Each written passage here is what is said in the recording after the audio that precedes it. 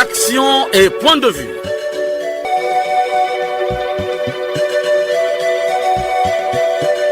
Action et point de vue. Réaction du peuple sur le développement.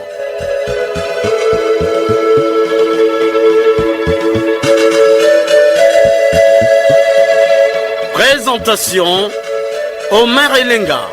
Bonjour à tous. Nous sommes dimanche, jour retenu pour la diffusion de votre émission de proximité Action et point de vue. Pour ce dimanche, nous allons discuter autour d'un thème qui fait délier les langues. Il s'agit des mesures d'accompagnement adoptées par le Conseil des ministres tenu le 7 octobre 2023 dernier. Mesures qui font suite à l'augmentation des prix du carburant. À la technique, Loïs Mbou et Fred Obunga. À la réalisation, Arnaud Ipene dans une collaboration de Davia Sangoteni. Conception et présentation, Omer Elenga. Ne quittez pas vos positions d'écoute. Radio Congo, la nation dans vos oreilles. Congo, ekolo monene tobosana te Congo.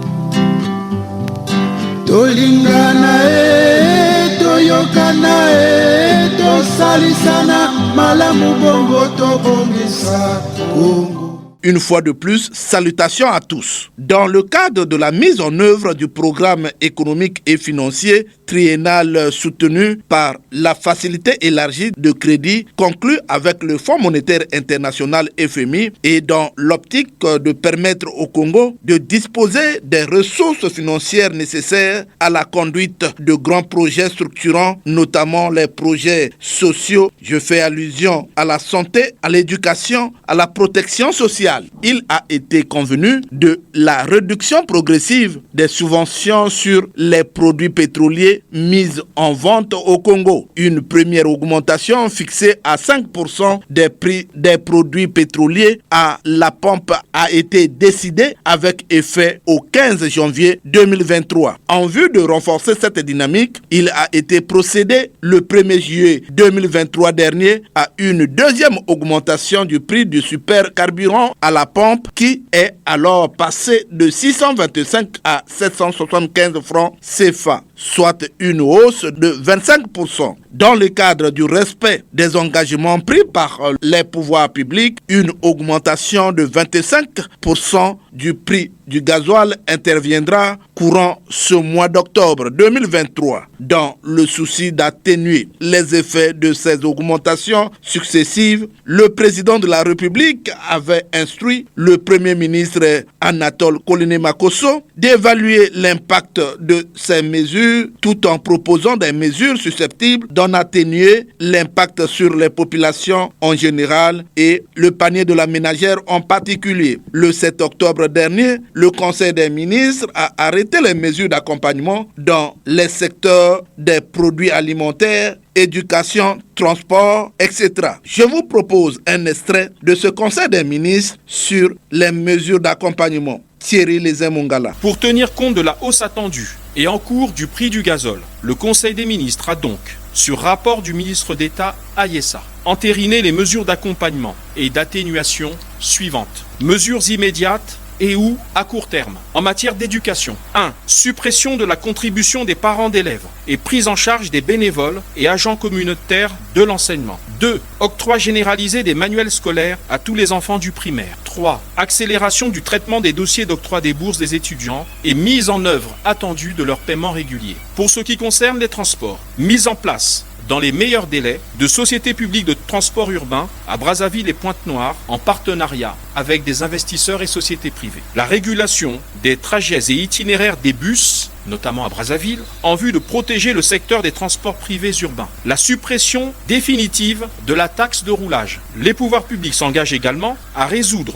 la problématique du tarif des péages sur les routes nationales numéro 1 et numéro 2 notamment, en négociant une baisse des tarifs avec la société concessionnaire. L'extension au transport fluvial des mesures prises, à savoir réduction de 50% de la redevance annuelle d'exploitation des bateaux et des droits d'accostage, la baisse de 20% des droits du trafic journalier, la baisse de 50% de la contribution à la patente et de la moitié des droits de séjour à quai. Il s'agit également, toujours en matière de transport, de faire respecter les procédures de délivrance du certificat médical et réexaminer les coûts de renouvellement du permis de conduire. Il s'agit également et surtout de réglementer le transport public des passagers sur les motocycles, les passagers qui utilisent comme moyen de transport des Jakarta, des mobylettes et des motos à la place de taxis ou de bus. Je disais donc qu'il s'agissait pour le gouvernement, pour les pouvoirs publics, de réglementer le transport public des passagers sur ces motocycles en concertation avec les collectivités locales concernées. Il s'agira notamment de s'assurer des conditions de sécurité et d'assurance des pilotes de ces engins motocycles. Pour ce qui concerne le transport, de la suppression des droits de stationnement institués par certains départements, on peut citer la Cuvette et la Sangha. Il s'agit encore de la suppression de l'obligation de transport public instituée dans certains départements, à l'instar du Niari. Le gouvernement s'engage également à faire respecter la libre circulation des personnes et des biens aux frontières, conformément à l'acte additionnel CEMAC.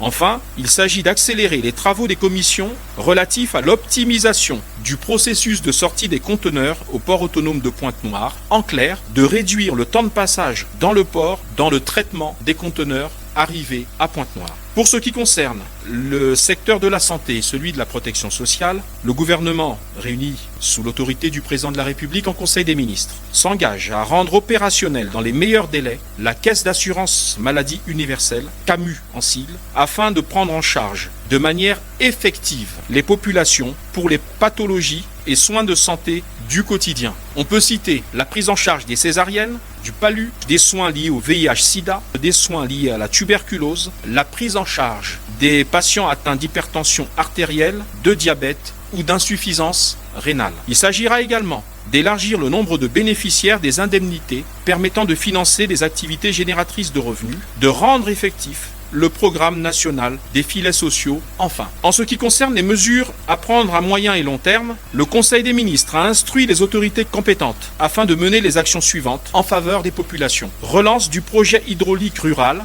eau pour tous, réfection et construction des pistes rurales et agricoles, entretien, dragage et balisage des rivières, mise en place de projets communautaires et revitalisation du tissu villageois, réfection et construction des infrastructures de désenclavement, réactivation des services de cuisines hospitalières, amélioration des conditions de vie dans les internats, les restaurants et cantines scolaires et universitaires, l'augmentation et l'amélioration des capacités d'accueil en faveur des élèves et des étudiants, l'accompagnement significatif des entreprises, notamment grâce à la promotion de la bourse de sous-traitance. Oui, les mesures d'accompagnement sont arrêtées par le Conseil des ministres. Parmi les mesures arrêtées par ce Conseil figurent celles liées à l'éducation. Nous sommes en direct avec le président des parents d'élèves et étudiants du Congo, APEC, Grégoire Epouma. Alors, Monsieur le Président, bonjour. Oui, bonjour. Vous êtes en direct sur la chaîne nationale.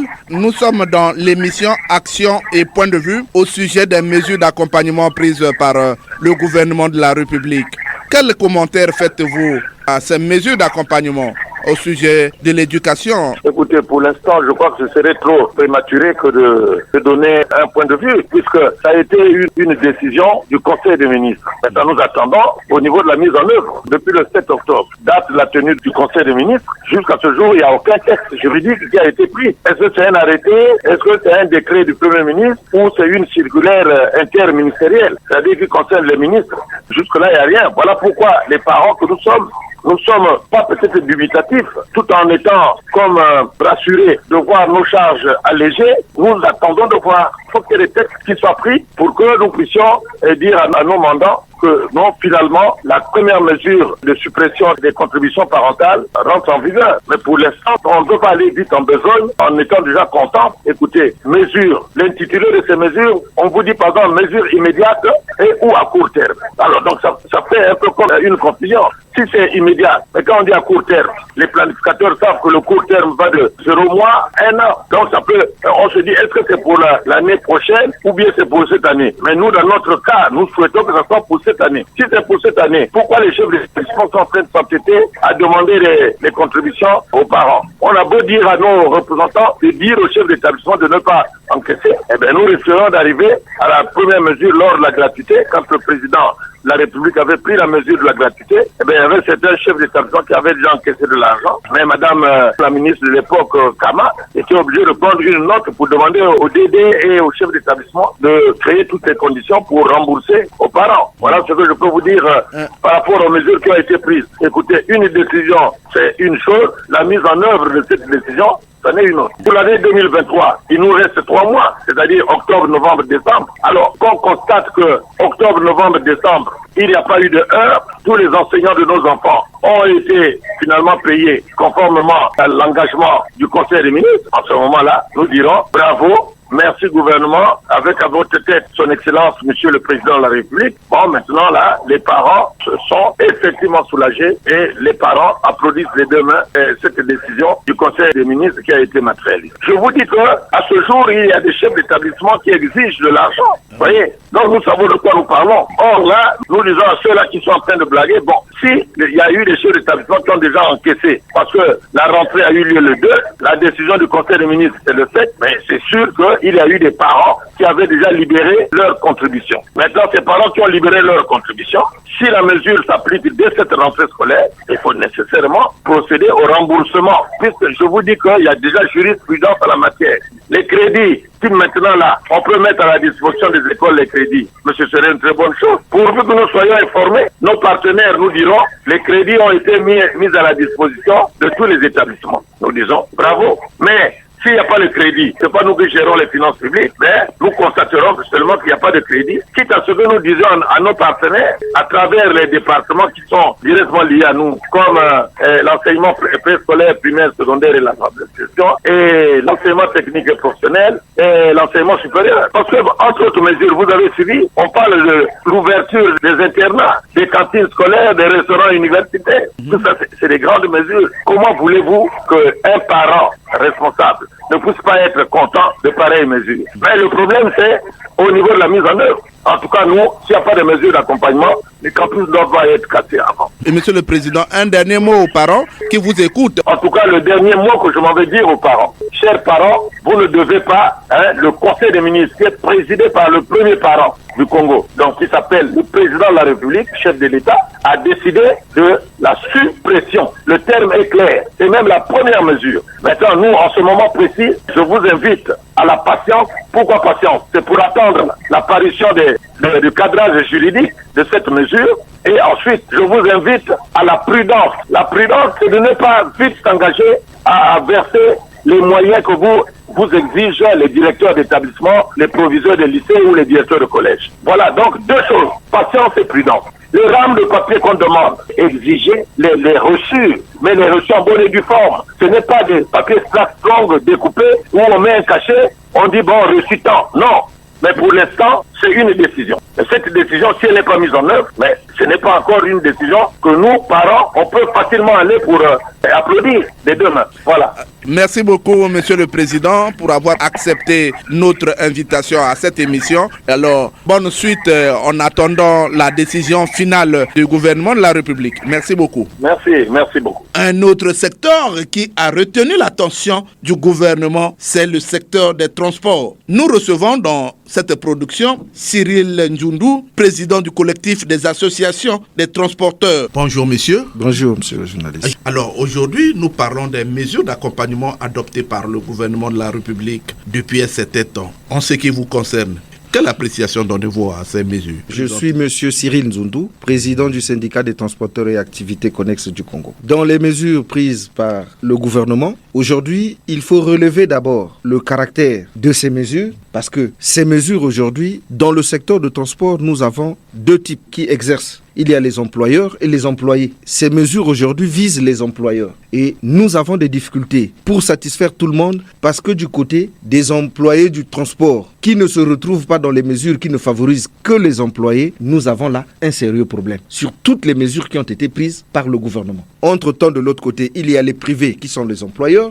Il y a aussi les employés qui sont recrutés par les privés. Et en ce moment, l'État, au milieu des deux, se trouve être comme un régulateur qui doit, en même temps qu'on apporte de l'eau du côté des employeurs, il faut aussi jeter un coup d'œil du côté des employés. La difficulté que nous avons pour les mesures aujourd'hui, c'est avec les employés, pas les employeurs. Mais ces employés-là, l'État devrait tenir compte et savoir que depuis que nous existons au Congo, il n'y a jamais eu un seul propriétaire de véhicule qui est allé en grève. Et c'est cette couche-là qui semble être marginalisée par les mesures prises par le gouvernement. Ce côté-là, il ne bénéficie d'aucun avantage. Et la plupart du temps, ceux qui vont en grève, ce sont ces chauffeurs-là qui décident d'un arrêt de travail brusque. Puisque nous ne sommes pas passés encore à l'application, le gouvernement devrait regarder comment satisfaire les deux pôles qui exercent dans le transport. Monsieur Cyril, alors, quand vous analysez ces mesures prises par le gouvernement, alors, il y a cette affaire de l'élimination des taxes. Ça ne vous profite pas? Dans ce secteur privé, quand on élimine les taxes, ça profite à l'employeur parce qu'il ne paye plus les taxes. Mais celui qui exerce, qui trouve la recette, qui rassemble l'argent pour payer le carburant, ramener la recette, qu'est-ce qu'il a comme avantage? Parce que c'est lui qui fournit les efforts pour que l'activité puisse vivre. Et en ce moment-là, le gouvernement devrait regarder pour que l'on dise aujourd'hui, il faut peut-être baisser la recette, il faut peut-être aujourd'hui essayer de regarder comment augmenter le pourcentage que le chauffeur perçoit chaque fin du mois pour lui apporter l'équilibre. Dans ce genre de cas, vous avez ici un chauffeur de taxi qui est sorti le matin travailler, il doit payer le carburant et ramener la recette. S'il doit payer le carburant, il y a l'ajout qui s'ajoute sur le prix du carburant. Et quand il travaille, il ne reçoit pas une subvention de son patron qui lui dit « comble l'écart, voici ce que je mets à ta disposition ». Mais au contraire, le patron l'exige à ramener la recette et à payer le carburant au montant actuel. C'est là où il y a un vrai problème que l'État doit minutieusement regarder pour éviter que ces mesures qui sont salutaires pour l'employeur, mais qui sont défavorables pour l'employé, ne nous emmènent à une catastrophe. Finalement, vous exigez du gouvernement de recevoir ces employeurs. Exactement. Le gouvernement aujourd'hui doit s'ouvrir. Nous avons aujourd'hui le Code du travail. La loi autorise au Congo que 2 ou 3 syndicats peuvent se réunir, se retrouver en intersyndical, comme en union syndicale. Si avec vous, on s'accorde, vous êtes un syndicat, je suis un, on dit bon, on défend ensemble, on s'accorde. Les autres là-bas aussi qui partagent le même avis peuvent se retrouver dans les mêmes conditions en créant une intersyndicale ou une union syndicale, ce qui est autorisé. Mais lorsqu'on se retrouve en union syndicale, ça ne veut pas dire qu'on est la majorité. Parce que même les syndicats les plus moins représentés peuvent se constituer et se regrouper, mais pourtant, la loi leur autorise, mais ils ne sont pas majoritaires. Donc le gouvernement, aujourd'hui, dans les prises de décision, devrait élargir la table de négociation. Vous pouvez vérifier que tous les acteurs de la société civile, nombreux se sont plaints parce que le gouvernement, nous disons que dans le tri de ceux qui devraient représenter la société civile, on a choisi que ceux qui sont favorables, qui peuvent dire non, et ceux qui peuvent apporter la contradiction pour poser les vrais problèmes, ont été écartés de cette table de négociation. Et le gouvernement donc doit aujourd'hui réouvrir et élargir sa table de négociation pour prendre en ligne de compte des doléances des employés, pas des employeurs, mais des employés du secteur de transport, le gouvernement dans son rôle de régulateur. Parce qu'ici c'est l'employé, le privé qui emploie, c'est pas l'État. Monsieur Cyril Njoundou, alors, et pourtant, les mesures ne sont pas encore appliquées. Mais sur le terrain, nous constatons que les chauffeurs exagèrent. Ils ont augmenté déjà abusivement les prix de transport en commun. 150, parfois d'autres prennent 200, 250, alors que l'État n'a pas encore dit un mot. Nous avons constaté ce phénomène depuis un bon bout de temps. Il n'y a pas qu'à Brazzaville, à Pointe-Noire, un peu partout, nous avons ces phénomènes-là. Et les dispositions devraient être prises pour éradiquer à ces phénomènes-là. Et aujourd'hui, remédier à ce phénomène de 200 francs, je pense que l'État devrait aujourd'hui tendre l'oreille vers cette couche-là. Il se peut que les gens ont des grognes, mais ils ne peuvent pas s'exprimer parce qu'on ne leur donne pas l'espace pour s'exprimer. Tout ce que nous lançons comme cri, apparemment de l'autre, il n'y a pas un retour. C'est là où, à travers ce micro, je profite encore pour dire que tous ces phénomènes, on peut les arrêter. L'État ne peut pas essayer de les écouter. Il ne faut pas regarder l'employeur parce qu'il paye les taxes. Mais lui, pour payer les taxes, il faut que quelqu'un lui apporte de l'argent. Mais l'État n'est pas employeur dans ce secteur-là. C'est les privés qui emploient. Mais pourquoi l'État ne prête pas attention à eux pour essayer de regarder qu'est-ce qui se passe pour qu'on puisse, d'une manière définitive, régler ces problèmes? Que nous venons ici en courant sur votre plateau pour lancer ce cri d'alarme au gouvernement. Que dites-vous à vos collègues transporteurs? Au niveau du collectif, nous faisons des efforts et nous avons maintenu, nous avons sillonné Brazzaville, Pointe-Noire, Doulizi. Nous sommes allés jusqu'au nord du pays pour demander à nos membres et militants de respecter la loi. Nul n'est au-dessus de la loi. Et le prix de 150, jusqu'aujourd'hui, est maintenu pour les bus. Les taxis, nous sommes à 700, actuellement 1000 francs. On connaît la réalité du pays, ça passe. Nous demandons à tout le monde de respecter ces tarifs-là. Le cri d'alarme que nous lançons, s'il est entendu par les autorités, le temps que nous puissions nous asseoir pour regarder aussi les problèmes des employés du secteur de transport et on trouve une solution, nous allons aller de l'avant. Nous te remercions d'avoir participé à cette émission. Merci. À la prochaine occasion. Merci. Ces mesures d'accompagnement interpellent les consommateurs. Un autre invité dans cette production, le président de l'association des consommateurs, Géli Malunga Malunga. Bonjour, monsieur le président. Bonjour. Votre réaction au sujet des mesures d'accompagnement prises par le gouvernement de la République? Oui, effectivement, nous avons suivi le compte rendu du Conseil des ministres. Le grand problème, c'est la concrétisation de ces mesures-là. Bon, là, c'est le compte rendu du Conseil des ministres, c'est pas une loi. Mais au moins, il y aura des textes organiques qui vont accompagner tout ça. Mais ce que nous souhaitons, il faudrait que les décideurs soient plus compétitifs, d'être plus regardants. Parce qu'aujourd'hui, il y a plusieurs situations sur le terrain quand on prend des textes, mais dans l'application, c'est un grand problème. Dans l'application, c'est un grand problème. Les consommateurs, les produits alimentaires sont vendus et comme si chacun avait sa marchandise, ils vont à son gré. Alors, les transports, chacun fixe son prix. Est-ce que vous êtes sûr que cela va se concrétiser? Oui, effectivement, cela ne peut que se concrétiser par une rigueur. Parce qu'aujourd'hui, déjà, une route nationale, on n'a pas besoin de parler de péage. Bon, mais comme les gens qui ont investi doivent récupérer leur argent, mais ils avaient déjà récupéré, je pense, depuis longtemps. Maintenant, il faudrait qu'ils passent à la réduction. Parce que dans les gares de péage, là, vous voyez, par exemple, les gros véhicules à les remorques payent 30 000 par péage. Il y en a 7. Normalement, par rapport à la réglementation, il ne peut qu'y avoir 5 péages parce que nous sommes à 500 km. Après 100 km, on peut mettre une gare de péage. Il y en a trop. Avant, il y avait suspension de 3 péages, je me rappelle, dans le temps, quand on avait fait suffisamment de pression. Et après, ils ont mis fonctionnels les autres. Mais actuellement, il faudrait que le gouvernement concrétise ce qu'il a dit. Nous sommes pour, mais il faudrait que ça soit concrétisé. Il ne faudrait pas que ce soit une théorie après. Attends, c'est un temps de perdu. Mais le grand problème, c'est la rigueur.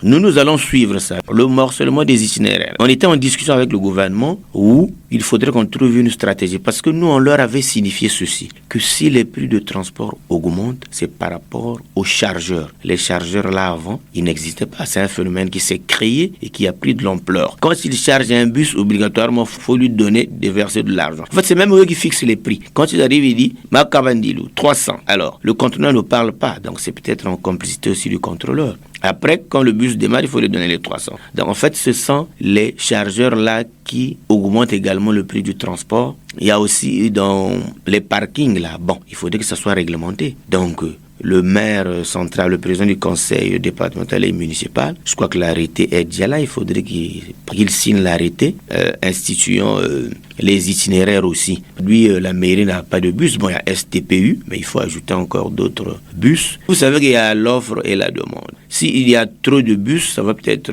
diminuer aussi le coût. Les textes disent que le taxi coûte 700 francs la course. Maintenant, quand on s'était amusé de faire la règle de 3, on s'était retrouvé avec 910 parce qu'on a augmenté le carburant à 30%. Nous attendons que le gouvernement prenne les textes organiques pour qu'on fixe le prix du taxi, que ce soit au moins peut-être à 1000 francs. Et puis, on peut fixer dans les textes 910 francs parce qu'on a déjà calculé. On avait même proposé au gouvernement qu'il y ait la présence de la police et de la gendarmerie dans ces arrêts de bus. Pour les produits alimentaires, on avait signifié au gouvernement, si je prends l'exemple des véhicules qui quittent le Cameroun, pour ceux qui ne sont pas sociétés, qui sont établissements, déjà en termes, quand tu quittes le Cameroun, on t'oblige à payer le procès verbal de constatation d'infraction. C'est autour de 170 000, c'est trop. Mais quand vous arrivez au déchargement, la police intervient, la mairie intervient, les impôts également interviennent. Bon, on ne comprend rien. Il y a au moins près de 4 services qui viennent demander de l'argent. On l'avait signifié au ministre d'État Silou. Il nous a dit qu'on va se retrouver pour regarder. Il va prendre une décision draconienne, c'est ce qu'il nous a signifié, donc on attend. Il nous attend pour qu'on lui montre là où il y a les points de rançonnage des agents du commerce qui ont créé des bureaux fictifs là où on fait le déchargement, les véhicules qui quittent au Cameroun par exemple. On les avait déjà surpris en flagrant délit, nous sommes allés là-bas, ils ont appelé la police, nous on leur a dit, nous sommes en mission d'observation, donc la police n'a pas pu nous influencer. Maintenant chez leur ministre de tutelle, on le lui a dit. Donc On attend qu'il réagisse, mais il attend qu'on lui confirme ça. Ceux qui vendent le ciment, ils vendent même au-delà, puisqu'on avait fixé 3500. Ils vendent à 4257, 4500. Même 5000. Même 5000. Cet aspect-là a été soulevé également quand nous étions en réunion avec le gouvernement. On l'avait signifié également au ministre d'État. Donc il faudrait que les agents de la répression de fraude commerciale soient plus compétitifs, parce qu'ils se limitent juste quand ils passent un jour, on les sucre et puis ils ne font pratiquement plus rien. Donc il faudrait que le ministre d'État s'il le passe directement aux sanctions. Si ça ne marche pas, on dénonce, on lui dit de prendre des mesures d'accompagnement. Maintenant, si ce n'est pas pris, c'est là où on verra peut-être comment changer de procédure ou peut-être faut écrire. Merci, Monsieur le Président, pour avoir accepté notre invitation. C'est moi qui vous remercie. Et oui, les mesures d'accompagnement sont prises. Que disent les Congolais?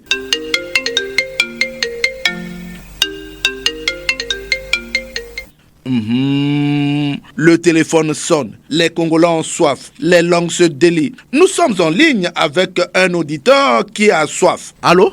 Bonjour, monsieur le journaliste. Bonjour, comment vous appelez déjà? Nous ne choisissons pas les intervenants. Que dites-vous au sujet des mesures d'accompagnement adoptées par le gouvernement de la République après la hausse du prix du carburant? Je voudrais d'abord vous dire que je suis monsieur Lenga Tipo et je vous appelle de Yoporo. Bien, abordant le sujet sur les mesures d'accompagnement préconisées par le gouvernement congolais, j'aimerais d'abord vous dire que, en jetant un regard rétrospectif sur le passé douloureux des Congolais, nous trouvons ici à vous dire que depuis la pandémie à coronavirus, Covid-19, en passant par la guerre en Ukraine, l'augmentation des frais de scolarité de nos enfants, accompagnée de l'augmentation des prix des carburants, la liste n'est pas exhaustive. L'État congolais a arrêté une série de mesures d'accompagnement visant à lutter contre la vie chère au Congo. Une initiative très bien saluée par les Congolais qui malheureusement sur le terrain ne se fait pas trop sentir. Les mêmes causes continuent toujours à produire les mêmes effets. Les Congolais restent toujours plongés dans le calvaire de la vie pénible sur leur propre territoire. Monsieur le journaliste, ce chaos qui ne s'explique pas seulement de l'absence des textes d'application, mais aussi le refus de son application par certaines de nos autorités politico-administratives. Monsieur le journaliste, les mesures d'accompagnement restent pour nous des discours sans impact réel sur le quotidien des Congolais. Et nous invitons le pouvoir en place à un sursaut d'efforts pour lier sa théorie à la pratique dans la résolution des maîtres mots qui minent la bonne santé des Congolais et du Congo. Je termine mon intervention ici par un cri de détresse. Très bientôt à Oyoporo, nous allons nous retrouver les pieds dans l'eau par manque simplement de canalisation des eaux de pluie. Quel regret, mon cher ami. Et comme je l'ai dit, j'en ai terminé. Bon vent à notre émission, une santé de fer à tous les acteurs de notre émission et sans oublier nos fidèles auditeurs. Elenga Tipo, je vous dis merci. Merci, monsieur le journaliste. Allô? Allô, bonjour monsieur Mereka. Bonjour, comment vous appelez déjà? Vous nous appelez d'où? Anissé Fossé depuis Ouesso. Anissé Fossé, vous êtes en direct sur la chaîne nationale. Aujourd'hui, nous parlons des mesures d'accompagnement adoptées par le gouvernement de la République au cours d'un conseil des ministres. Que dites-vous à ce sujet sur le transport, les produits alimentaires, sur tout ce qui ne marche pas au Congo? Un État responsable ne peut pas prendre des mesures impopulaires qui feraient mal à sa population. Je pense que si l'État est vraiment responsable, les mesures que l'État peut prendre ne peuvent être qu'en faveur de la population. Et il est normal s'il y a des problèmes, que l'État prenne ses dispositions, ses responsabilités pour que cette situation soit réglée en faveur de la population. Il y a quand même un directeur de la fraude. Malheureusement, sur le terrain, on constate qu'il y a un laisser-aller. Maintenant, on ne devait plus parler de laisser-aller. Or, ce que nous constatons dans notre société, il y a beaucoup de laisser-aller. Mais le citoyen ne peut pas trouver à vivre dans un tel milieu. Il y a trop de laisser-aller dans notre pays. Où est la fierté de vivre dans un tel pays? Chacun fait ce qu'il veut. Mais ça, c'est des désordres. L'État doit réglementer, punir, sanctionner, sévir. Si l'État ne sévit pas, s'il y a de l'impunité, on regarde, bon, c'est comme ça que chacun fait ce qu'il veut. Ce n'est pas possible dans un pays qui se dit vraiment orthodoxe. Anissé Faustin, je vous dis merci de votre participation. Merci beaucoup, M. Omer Elenga. Merci. Allô? Ouais, bonjour, monsieur Omer. Bonjour, comment vous appelez déjà? Monsieur Fidel Rabi, depuis Nkaïla ville hier, cité de Wewa. Fidel Rabi, vous êtes en ligne sur la chaîne nationale. Que dites-vous au sujet des mesures d'accompagnement adoptées par le gouvernement de la République au sujet de la hausse du prix du carburant? Merci, monsieur Omer Elenga. Si l'accompagnement était un accompagnement réel et juste, je crois qu'il n'y aurait pas de plaintes. Les populations souffrent,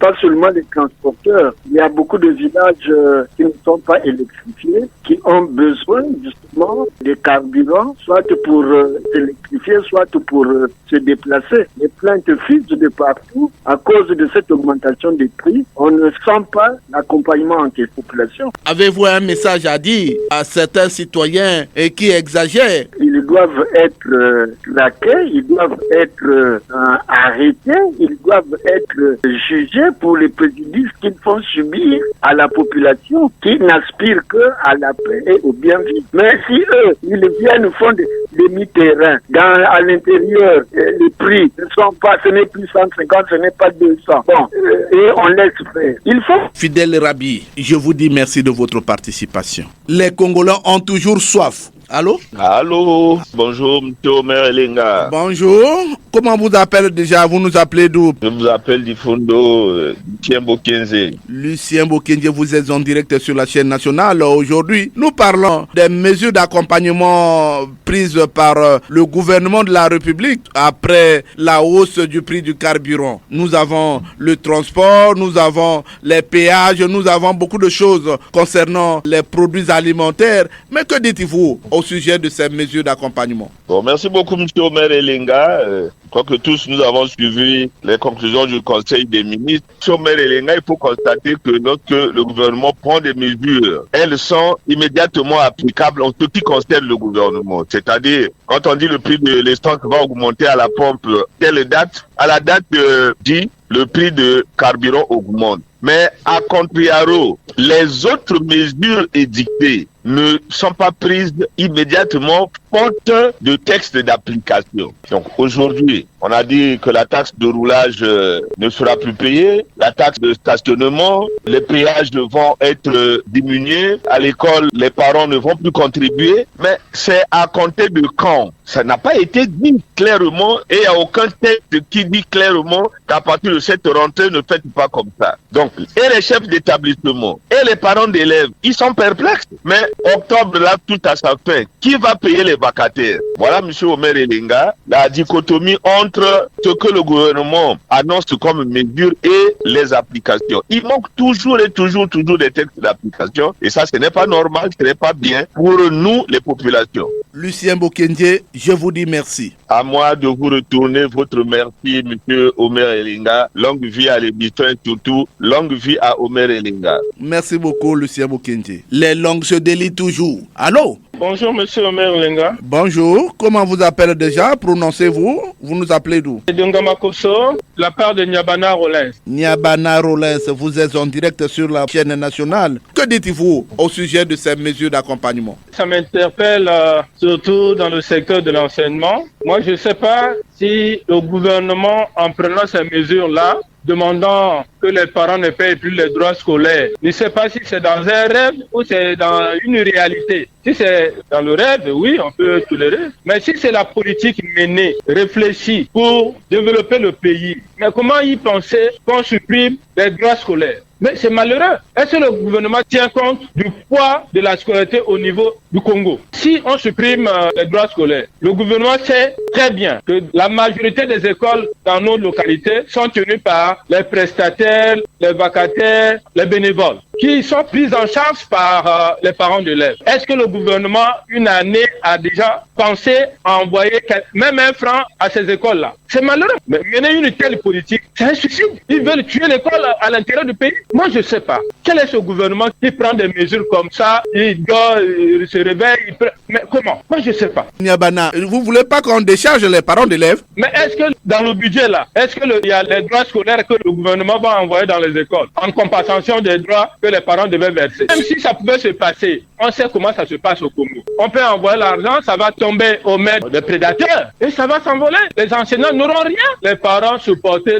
les droits scolaires pour que les prestataires puissent aider l'État. Mais oui, ils sont en train d'aider l'État. Vous dites bien que les parents sont en train d'aider l'État, mais si le parent n'a rien aussi, est-ce que c'est pas la charge de l'État? Il faut tout simplement demander à l'État d'envoyer des crédits dans les établissements scolaires, c'est ça? Monsieur Omer, demandez dans les écoles, les années passées là, ils ont reçu quoi? Rien du tout. Moi qui vous parle, j'ai été surveillant général dans une école au lycée Thomas Sankara. Monsieur Omer, combien arrivait là-bas? Parfois les boîtes de craie étaient achetées par nous-mêmes. On s'est sacrifié pour faire tourner l'école. Vraiment, c'est grave. Tout enseignant contre cette mesure parce que c'est un suicide pour notre école. Niabana Rollin, Monsieur Omer, je vous dis merci de votre participation. Merci. Un autre auditeur est en ligne. Allô? Allô? Bonjour. Bonjour, monsieur le maire. Jules Mesmin depuis Pointe-Noire. Jules Mesmin, vous êtes en direct sur la chaîne nationale. Aujourd'hui, nous parlons des mesures d'accompagnement acceptées par le gouvernement de la République après l'augmentation du prix du carburant. Vous avez un mot à dire? Monsieur le maire, le gouvernement, pour bénéficier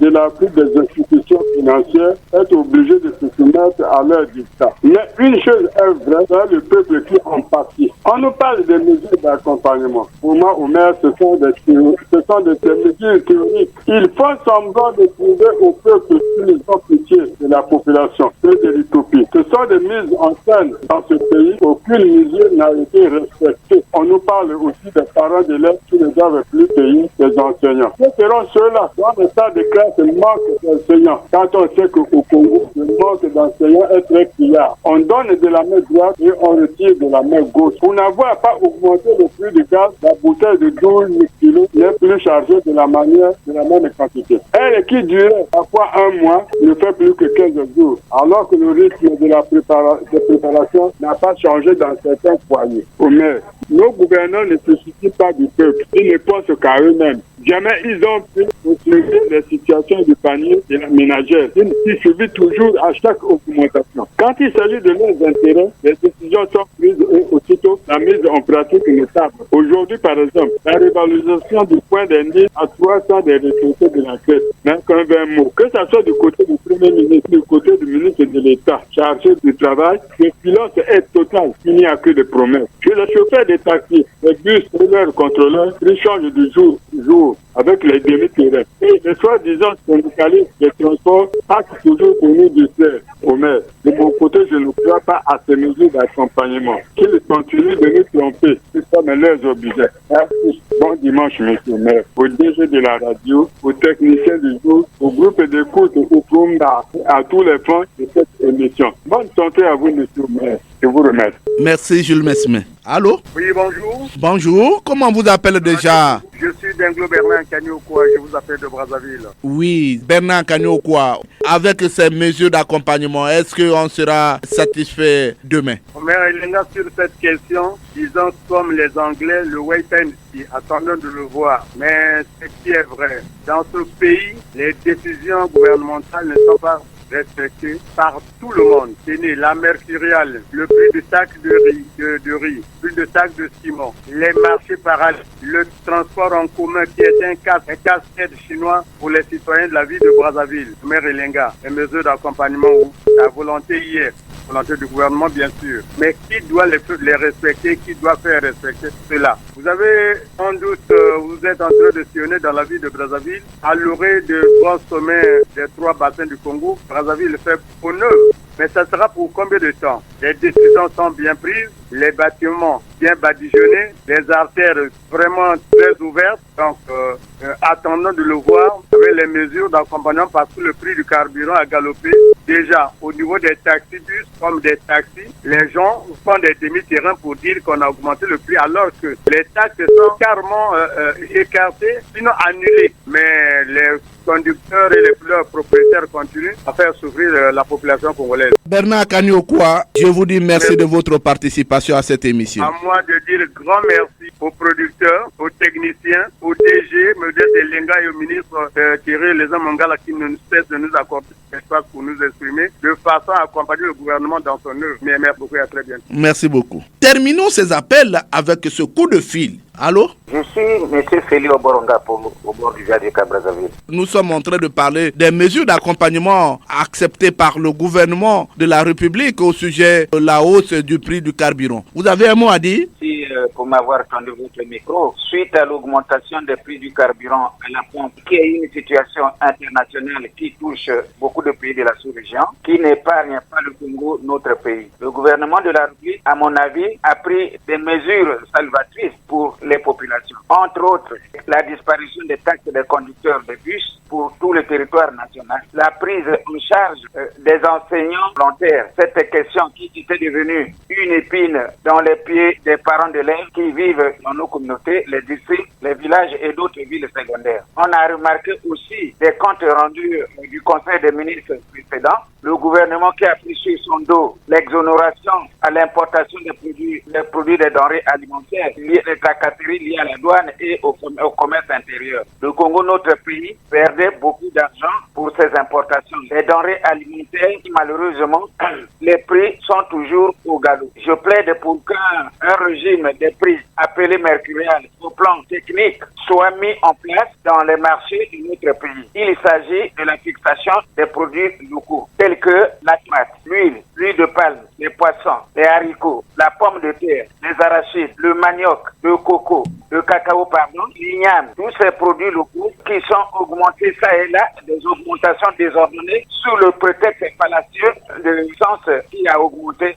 Cette mercuriale qui va regrouper les ministères tels que l'agriculture, le fonds routier, les mairies de Brazzaville, le Puy-Noir et d'autres villes secondaires. Un peuple qui ne consomme pas ce qu'il produit est un peuple voué à l'esclavage alimentaire de l'étranger. Félix? Oui. J'ai un auditeur qui m'a appelé d'Oyo qui dit que le contenu d'une bouteille de gaz n'est plus le même. Vous l'achetez aujourd'hui, après 2 semaines, ça finit. Faki a certainement une autre politique. Au lieu de fixer le prix normal, alors procède par diminuer le contenu du gaz. On avait notre bois de chauffe qui aujourd'hui est interdit par les interdictions des pays des grandes puissances, des Européens. Nous on préparait au bois de chauffe. Le gaz qui est lié au modernisme a ses caprices, et les caprices, lorsque les Occidentaux connaissent les points de turbulence, eh bien, ces points de turbulence ne peuvent que toucher le Congo. Comptons d'abord sur nos propres produits locaux et au lieu de compter sur les produits de l'étranger au maire Elenga. Le gouvernement a pris sur son dos les frais liés, les demi-salaires pour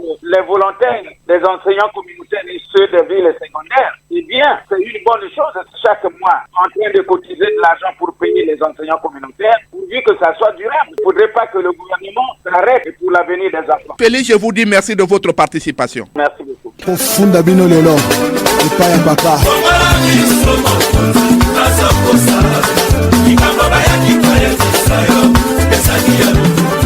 Ouf, les Congolais se sont exprimés au téléphone. Il s'agit là de la contribution des citoyens congolais à la gestion du pays. Le Congolais lambda attend son tour. On écoute les points de vue du citoyen lambda, sans langue de bois. Le problème, c'est est-ce que sur le pratique, est-ce que cela se concrétise? Parce que les opérateurs, c'est-à-dire les taximens, les transporteurs, est-ce qu'ils vivent ça? Pour que les opérateurs-là vivent cela, il faudrait qu'on leur diminue les taxes de roulage, les assurances et les autres taxes. Est-ce qu'en faisant la balance entre les taxes que devraient payer ces opérateurs-là et la valeur du prix du carburant, est-ce que les opérateurs bénéficient? Mais si le gouvernement a pris de telles initiatives, nous qui sommes plutôt les prenons le bus jusqu'à une longue distance, tant mieux pour nous. Mais nous constatons sur le terrain que les demi-terrains n'ont jamais cessé. Cela veut dire que les opérateurs n'ont jamais eu leur compte. Parce que s'ils avaient eu leur compte, c'est-à-dire s'ils ne payaient plus les assurances, les taxes de roulage ou les autres taxes comme d'habitude, ils devaient absolument prendre le relais, c'est-à-dire respecter la mesure du gouvernement. On ne peut plus faire les demi-terrains. Mais puis s'ils continuent à faire les demi-terrains. Ensuite, quelle est l'institution qui doit réguler cela? Réguler dans le sens que les transporteurs qui font les demi-terrains, quelle est l'institution qui doit les empêcher dans notre pays? Je n'en sais rien. Je le dis avec les initiatives prises par le président de la République ont été toujours les bonnes. Mais dans l'applicabilité, les Congolais reçoivent toujours leur part de déception. Voyez, et voilà pourquoi même si on le dirait, les Congolais peuvent l'entendre, mais Congolais, ils se diraient que bon, mais c'est la même musique que nous écoutons toujours. Bon, je le dis avec preuve à l'appui. Vous savez, il y a eu quand même beaucoup de promesses un peu dans ce sens. J'aimerais citer tout simplement le fait que la césarienne a été promise aux femmes congolaises gratuitement. Mais qu'est-ce qui se passe aujourd'hui dans nos hôpitaux? J'ai même des larmes aux yeux au moment où je parle. On sait ce que l'on a toujours pratiqué. Et quand vous posez la question comme ça, on vous dit, bon, mais allez voir le président de la République, allez voir le gouvernement. Ici, nous sommes dans de telles conditions. Ce que l'on vous dit, ce n'est pas aussi la réalité. Ça ne rime pas avec la réalité sur le terrain. Nous avons également eu des promesses pareilles au sujet du passeport, où le président de la République nous a promis gratuitement le passeport. Mais monsieur le journaliste, vous savez ce qui se passe aujourd'hui. Et donc, nous sommes là, nous sommes en train d'attendre également de suivre. Et si cela pouvait se réaliser, si jamais le gouvernement congolais peut prendre des initiatives concrètes sur ce qui concerne cet acte de roulage, les chauffeurs ne pourraient que se réjouir. Mais sinon, nous sommes toujours pessimistes parce que nous sommes les mêmes Congolais qui avons l'habitude d'écouter la même musique. Vraiment, nous ne pouvons croire que lorsqu'il y aura la réalisation. La fiche directe est ainsi dévoilée aux autorités de tenir compte de cette fiche. Retenons tout simplement que les mesures d'accompagnement sont prises. Il reste la prise des textes d'application. Attendons tous l'application de ces mesures. Ne mettons donc pas la charrue avant les bœufs. C'est la fin de cette production. Était à la technique Loïs Mbou et Fred Obunga. La réalisation était l'œuvre de Arnaud Ipene avec la collaboration de David Asangoteni. Omer Elenga, c'est moi. Réagissez en appelant au numéro 06 663 15 41 ou au numéro 05 521 91 97. Suivez-nous sur YouTube en mentionnant Action et Point de Vue. Bon dimanche à tous. Action et Point de Vue est toujours à votre disposition. Au revoir et à très bientôt, toujours avec le même plaisir.